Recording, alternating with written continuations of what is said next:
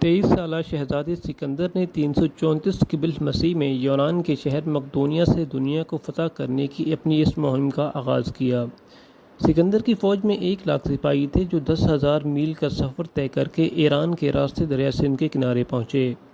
326 قبل مسیح کے اوائل میں جب سکندر ایران میں تھے تو انہوں نے ایران کے نزدیک ہندوستانی شہروں کے بادشاہوں کے پاس قاصد بھیجے اور ان سے کہا کہ وہ ان کی ماتحتی قبول کریں۔ سکندر اعظم جیسے ہی کابل کی وادی میں پہنچے بادشاہ اس سے ملنے پہنچنے لگے۔ ان میں سے ایک ہندوستانی شہر ٹیکسلا کا حکمران امبی بھی شامل تھا۔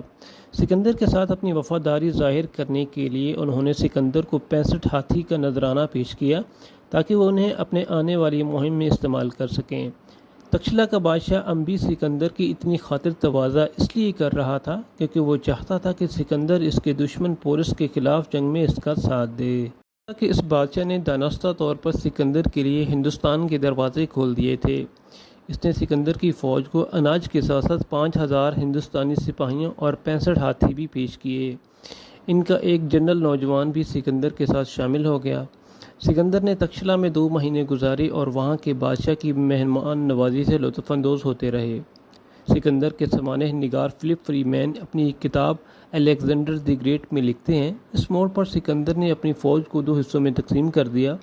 انہوں نے ایک سپہ سالار کی قیادت میں ایک بڑی فوج درہ خیبر کے اس پار بھیجی تاکہ وہ راستے میں آنے والی قبائلی باغیوں کو کچل دے، اور سب سے اہم بات یہ ہے کہ جلد از جلد دریا سندھ تک پہنچ جائے اور ایک وہاں پل بنائے تاکہ سکندر کی فوج دریا کو عبور کر سکے۔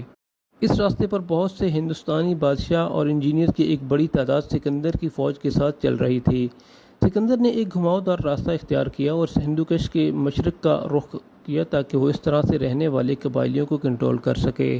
ایسے تمام بادشاہ جو سکندر کے راستے میں آئے اور ہتھیار نہیں ڈالے، سکندر نے ان تمام کے قلعوں پر قبضہ کر لیا۔ ایک جگہ قبائلی باغیوں نے سکندر کی فوج پر گھات لگا کر حملہ کیا اور اس مہم کے دوران ایک تیر سکندر کے بازو پر لگا۔ اس وقت وہ شام کو آرام کرنے کے لیے کیمپ لگا رہے تھے۔ سکندر کے سپاہیوں نے قریبی پہاڑی پر چڑھ کر اپنی جان بچائی۔ حملہ آوروں کا خیال تھا کہ سکندر فرار ہو گیا ہے، لیکن سپاہی پہاڑی سے نیچے اترے اور اچانک ان پر جوابی حملہ کر دیا۔ باغیوں نے ہتھیار ڈال دیے۔ سکندر نے اس شرط پر ان کی جان بخشی کہ وہ ان کی فوج میں شامل ہو جائیں۔ پہلے تو وہ راضی ہو گیا، لیکن جب کچھ سپاہیوں نے وہاں سے بھاگنے کی کوشش کی تو سکندر نے ان کے قتل کا حکم دے دیا۔ سکندر جب بزیرہ شہر پہنچے تو انہوں نے پایا کہ وہاں کے تمام سپاہی اور شہری شہر چھوڑ کر اورنس نامی پہاڑی پر چڑھ گئے ہیں۔ اس پہاڑی کے چاروں طرف گہری کھائی تھی اور اوپر پہنچنے کا ایک ہی راستہ تھا۔ اوپر ایک ہموار میدان تھا جہاں اناج زیادہ مقدار میں اگایا جا سکتا تھا۔ وہاں پانی کا بھی معقول انتظام تھا۔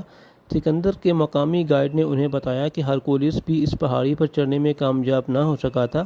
سکندر نے اسے ایک چیلنج کے طور پر لیا۔ مخالفین کو اونچائی کا فائدہ ملنے کے باوجود سکندر کے سپاہی لڑتے ہوئے پہاڑ کی چوٹی پر پہنچ گئے۔ اس حملے سے حیران ہو کر بزیرہ نگر کے سپاہیوں نے اگلے دن ہتھیار ڈالنے کی پیشکش کی۔ انہوں نے رات کو فرار ہونے کی کوشش کی، لیکن سکندر اس کے لیے پہلے سے تیار تھے۔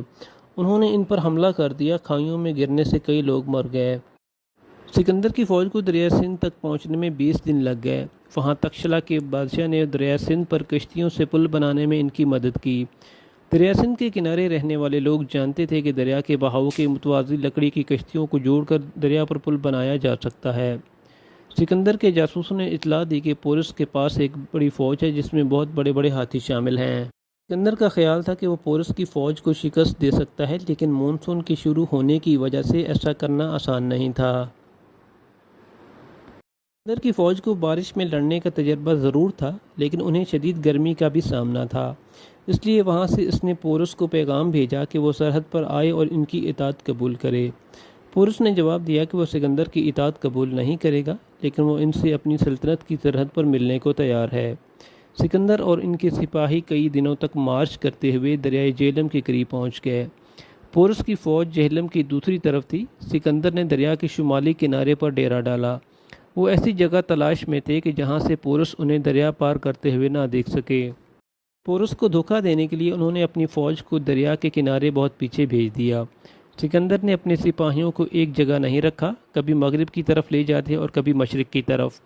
اس دوران انہوں نے دریا کے کنارے الاؤ جلاؤ اور کبھی شور مچانا شروع کر دیا۔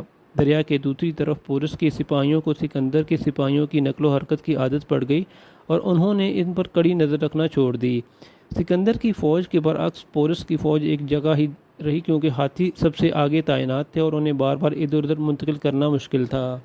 سکندر نے یہ بھی حکم دیا کہ آس پاس کے کھیتوں سے اناج اس کے کیمپ میں لایا جائے۔ پورس کے جاسوسوں نے جب یہ خبر دی تو پورس نے اس کا مطلب یہ لیا کہ سکندر نے مانسوں کے اختتام تک وہاں رہنے کا ارادہ کر لیا ہے۔ اس دوران وہاں زوردار آندھی اور طوفان آیا۔ اس کا فائدہ اٹھاتے ہوئے سکندر نے اپنے سپاہیوں کو دریا پار کروا دیا، تاہم اس کوشش میں آسمانی بجلی گرنے سے سکندر کے کئی سپاہی ہلاک ہو گئے۔ پورس کو جب اس بات کا علم ہوا تو انہوں نے سکندر کے فوجیوں کو دریا پار کرنے سے روکنے کی کوشش کی۔ اگرچہ پورس ایک بہادر اور قابل جنرل تھا، لیکن اس کے سامنے مسئلہ یہ تھا کہ سکندر کے تربیت یافتہ سپاہیوں کا سامنا کیسے کیا جائے۔ پورس کے حق میں ایک بات یہ بھی تھی کہ اس کی فوج میں ہاتھی بہت تھے۔ فلپ فری مین لکھتے ہیں، لیکن اس وقت تک سکندر کے سپاہیوں کو معلوم ہو چکا تھا کہ ہاتھیوں سے کیسے لڑنا ہے۔ سکندر کے سپاہی ہاتھی کو گھیر کر اس پر نیزوں سے حملہ کرتے تھے۔ اس دوران ایک تیر انداز ہاتھی کی آنکھ پر نشانہ لگاتا۔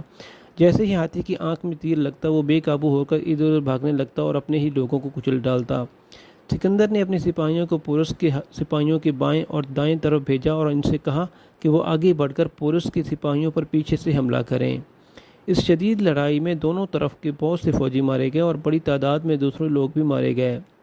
انہوں نے مزید لکھا ہے کہ یہ جنگ پنجاب میں جلال پور کے مقام پر دریا جہلم کے کنارے ہوئی۔ سکندر اپنے گھوڑے بوسفیلس پر سوار تھے، پھر ایک تیر گھوڑے کو لگا اور وہ وہیں گر گیا۔ سکندر کو اپنے گھوڑے کی موت پر غم منانے کا وقت بھی نہ ملا۔ اس نے ایک اور گھوڑا لیا اور جنگ جاری رکھی۔